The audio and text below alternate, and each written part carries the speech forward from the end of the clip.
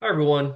In this video, we wanted to walk you through how to make a direct payment from your bank account to the IRS using their payment service, Direct Pay. So for our first step, we need to actually navigate to the IRS Direct Pay system. So first thing we're going to want to do is go to your internet browser and then go to the website www.irs.gov/payments. And then that's going to take you to this initial screen right here, where we're going to click a few links to get us to the actual direct pay portal. So first, we're going to scroll down just a little bit to the header Pay from your bank account.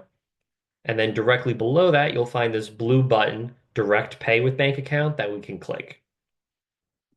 All right, that takes us to this next page where once again, we're going to scroll down just a little bit to the header Personal Tax Payments.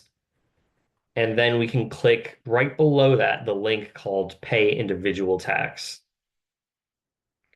Right. Finally, that'll take us to this last page where one more time, we're going to scroll down a little bit to the header Pay Personal Taxes, and then click the blue button right below that titled Make a Payment.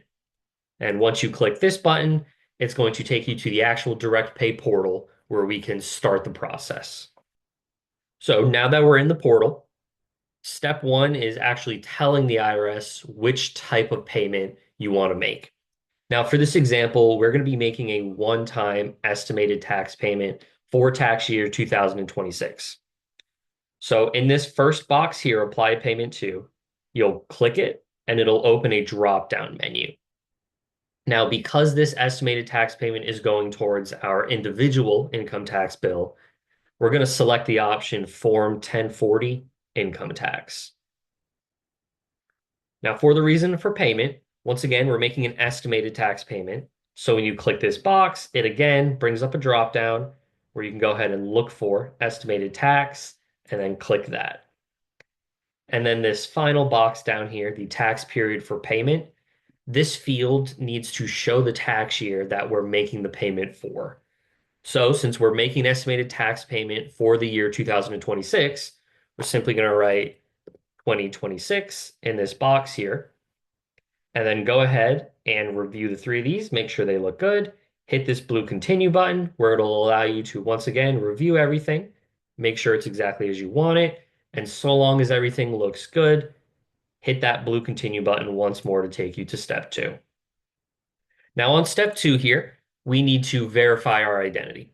So the IRS does this by matching the information that you enter on this page with a previous year's tax return that you filed before. For this example, I'm just going to use last year's tax return for 2025, which we can select by going to this first drop down, tax year for verification, clicking this box, and then selecting the year 2025.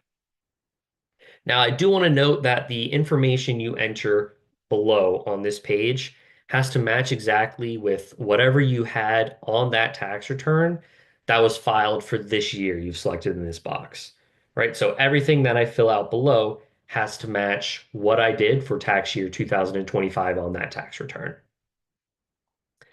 All right, so let's go ahead and work through and complete all the information we have below here.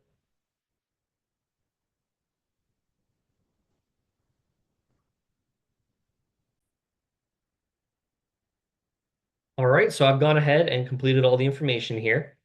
You'll see you can put in your filing status, your legal name that you'll find on the tax return, confirm that last name. Then you'll put in your social security number. Once again, confirm your SSN.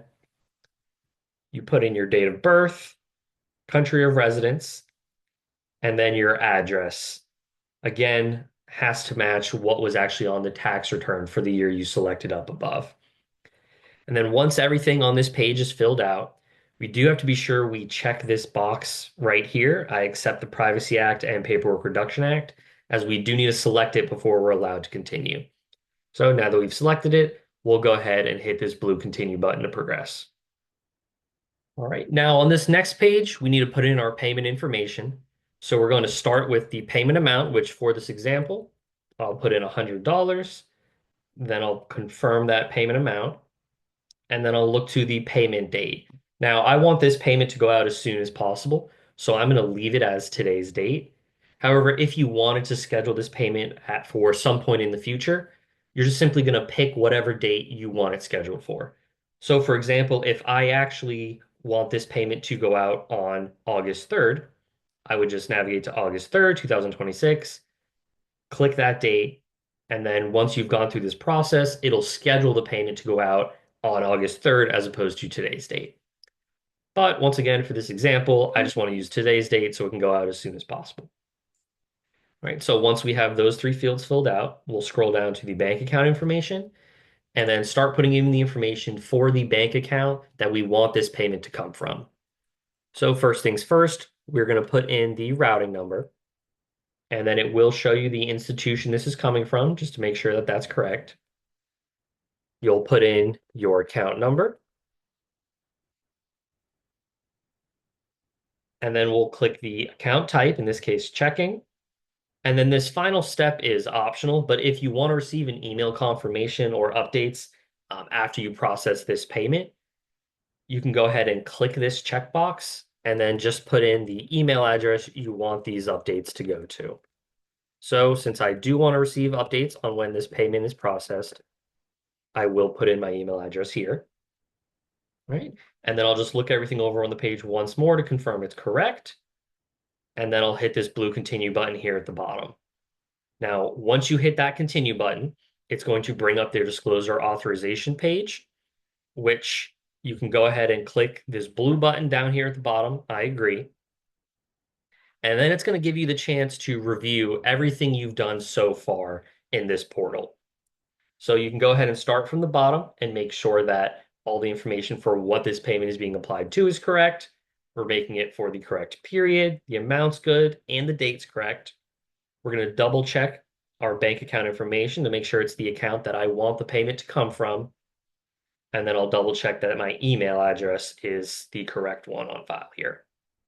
And then if any of this does need to be changed, you're simply going to scroll to the top and hit this green edit button, and that'll allow you to go back and make those changes as needed. So I looked over everything here. It looks great. I'm going to scroll down to the very bottom to this new electronic signature section where I'm going to put my first name, my last name,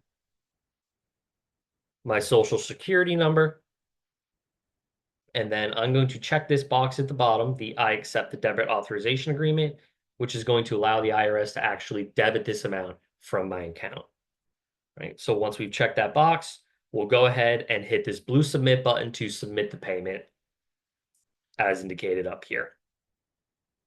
Now, once you hit that submit button, it's going to take you to one final screen.